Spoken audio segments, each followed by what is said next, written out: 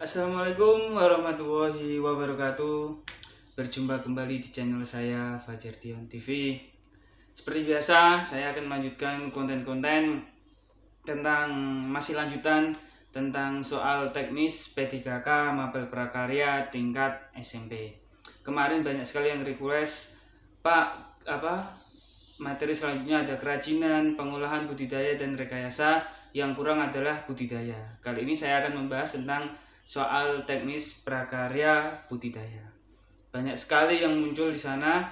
Kemarin pengalaman saya di tes P3K tahap pertama, alhamdulillah lulus dengan hasil memuaskan.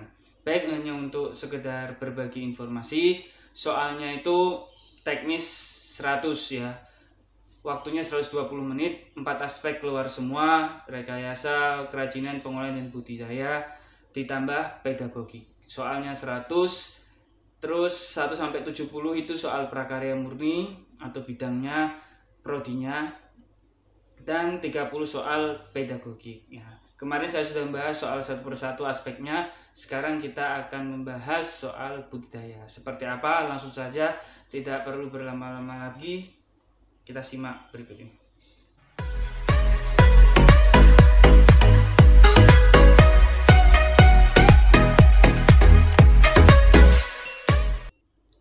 Ya, baik, inilah soal teknis Mapel Prakarya, soal P3K, tes P3K tahap pertama, aspek budidaya. Saya tidak menjamin soal ini sama persis kata-katanya, jawabannya sama, tapi saya jamin soal ini seperti sama persis saat pengalaman saya ikut tes tahap pertama, sama persis ya, bukan berarti soalnya persis ya. Baik, langsung saja kita mulai, yaitu yang pertama soalnya seperti ini ya. Dari ciri morfologi yang memiliki ciri-ciri mirip dengan ikan mas yang merupakan ikan konsumsi ditunjukkan oleh gambar A1, B2, C3 dan D4. Nah, seperti ini soal ini muncul. Bisa jadi ini soalnya bukan ikan hias, ikan air tawar, ikan pertambahan ya, seperti ini, jelas ini keluar ya. Jawabannya adalah C, karena yang memiliki mirip cirinya seperti ikan konsumsi yaitu ikan koi ya, ikan mas ya, mirip nila bisa dimakan ya, tapi ini berbentuk ikan hias. Nah, ini juga keluar. Berikut ini yang merupakan jenis-jenis ikan yang merupakan ikan hias adalah A. Ikan lele, B. Ikan mas, C. Ikan badut, D. Ikan kembung. Sekali lagi soal seperti ini ada. Ini kebetulan jenis ikan ya.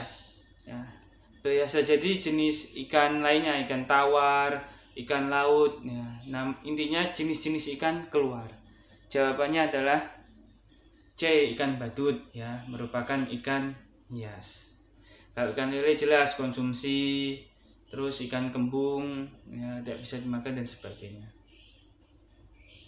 Dan ini soal hot seperti ini juga keluar penalaran ya. Perhatikan jenis ikan hias berikut ini ya. Deret tabel biasanya juga keluar. 1 ikan mas koki, 2 ikan badut, D. Ikan diskus, 4 ikan arwana, 5 ikan dori, 6 ikan koi. Ikan hias hidup di habitat air tawar secara berurutan ditunjukkan oleh nomor A 1, 4 dan 6, B 2, 3 dan 5, C 3, 4 dan 5, D 4, 5 dan 6. Dari pertanyaan ini bisa jelas. Kita teliti dulu ya, ikan hias yang hidup di habitat air tawar. Kata kuncinya adalah itu.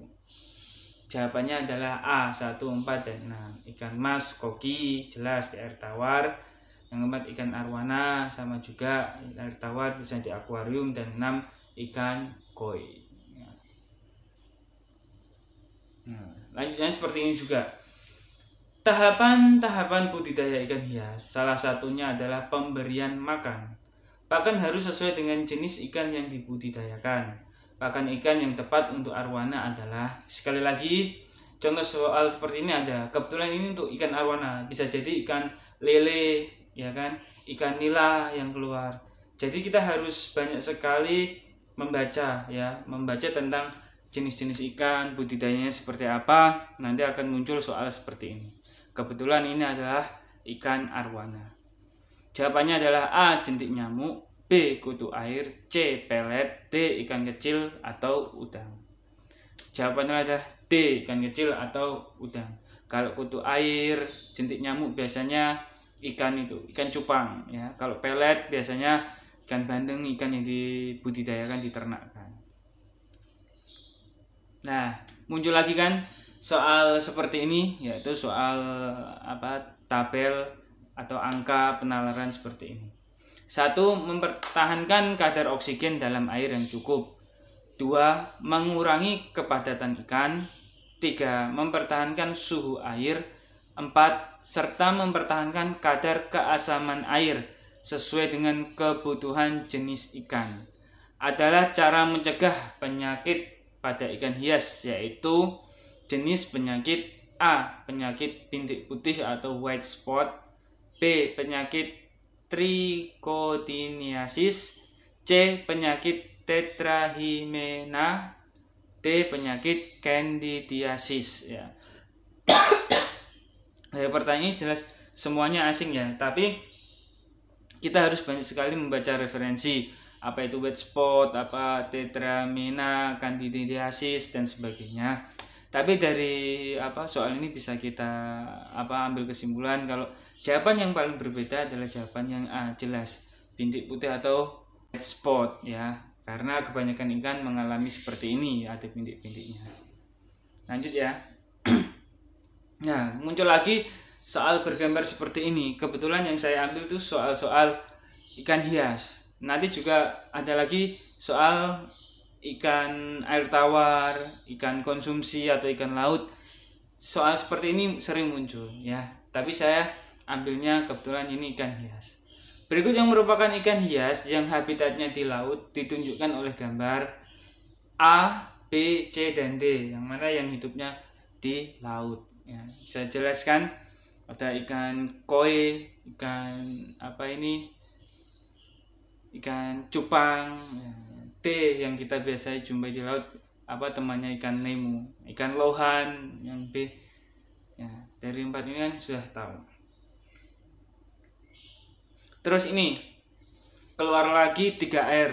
3R pertama kali muncul itu di kelas 8 SMP, aspek kerajinan, ya.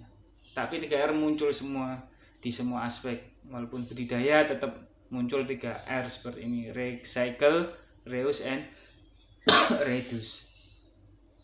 Alat yang digunakan sebagai wadah pemijahan ikan cupang yang penerapan prinsip lingkungan hidup 3R, recycle, reuse, and reduce adalah A. baskom, B. akuarium, C. botol selai, D. toples kaca. Ya, 3R, recycle, mengulang kembali, menggunakan kembali, dan sebagainya, yaitu C. botol selai, ya, karena sesuai 3R prinsipnya. Botol selai habis dicuci bisa digunakan kembali, ya, tidak dibuang, tidak menjadi sampah, ya, untuk ikan cupang. Biasanya dimasukin kotak kecil seperti ini. Dan sekali lagi soal seperti ini muncul, kebetulan ini saya ambil ikan cupang. Bisa jadi ikan nila atau ikan koi muncul seperti ini. Ya, kita harus sekali lagi membaca banyak referensi. Nih, kebetulan sudah ada isiannya, yaitu daun ketapang. Soalnya sebagai berikut. Setelah pemijahan, ikan cupang betina biasanya mengalami kerusakan dan luka pada bagian kulitnya. Para peternak biasanya akan memisahkan induk ikan betina, kemudian memasukkan ke dalam tempat atau wadah yang lain dengan air yang sudah direndam menggunakan sejenis daun. Jenis daun yang digunakan adalah A. daun jambu, B. daun pepaya, C. daun ketapang, D. daun nangka. Nah, soal panjang seperti ini, soal hot seperti ini juga muncul. Kebetulan ini tentang ikan cupang, ya. Jadi jawabannya adalah daun ketapang ya. Kalau daun pepaya juga ada, daun nangka juga ada ya kan. Untuk pemijahan biasanya ya lobster itu juga ada, jerami biasanya pakainya. Kebetulan ini ikan cupang yang saya ambil soalnya. Dan soal hot seperti ini pasti muncul soal penalaran, terus soal stimulusnya yang panjang seperti ini. Intinya kita harus fokus. Nah, nih waktu yang dibutuhkan ikan cupang untuk mengeluarkan sperma dari telurnya saat disatukan dalam wadah yang sama adalah, sekali lagi ini tentang ikan cupang, bisa jadi ikan koi, terus ikan ikan hias lainnya ya. A 1-2 hari, B 1-12 jam, C 1-4 hari, D 2-5 jam. Pilihannya hanya jam dan hari. Kita harus banyak-banyak banyak membaca referensi. Jawabannya adalah B 1-12 jam, yaitu antara mengeluarkan sperma sampai disatukan dengan telurnya kan. Maka dari ini yang tidak tahu, tidak membaca referensi ya tidak tahu nanti mau jawab apa, bingung ya. Kita harus banyak-banyak sekali membaca referensi, banyak sekali drill soal. Nih ikan cupang lagi ya. Setelah dipisahkan antara ikan cupang jantan dengan betina, ikan jantan akan menyimpan telur-telur tersebut dengan mulutnya. Kemudian akan menyimpannya di bagian A, atas busa-busa, B, bawah busa-busa, C, di antara busa-busa, D, di dalam busa-busa. Ikan cupang itu biasanya kan mengeluarkan busa-busa itu ya. Setelah diberi diberi tempat wadah-wadah, terus disatukan, dikawinkan, akan muncul busa-busa. Jawabannya adalah B, di bawah busa-busanya ya. Telurnya itu disimpan di bawah busa-busa tersebut. Nantinya kita perlu dipijah, pemijahan nanti, terus difilter, disaring dan sebagainya setelah terjadi mengeluarkan telur tersebut ya. Terima kasih, mungkin cukup sekian soal dari saya. Saya harapkan teman-teman untuk membaca sering-sering dari soal agar diberikan kemudahan dalam mengerjakan soal tes P3K tahap 2, dan saya mendoakan semua teman-teman semoga diberikan kemudahan, kelancaran, dan lulus di tes tahap kedua tes P3K. Terima kasih. Kita jumpa lagi di konten selanjutnya. Assalamualaikum warahmatullahi wabarakatuh.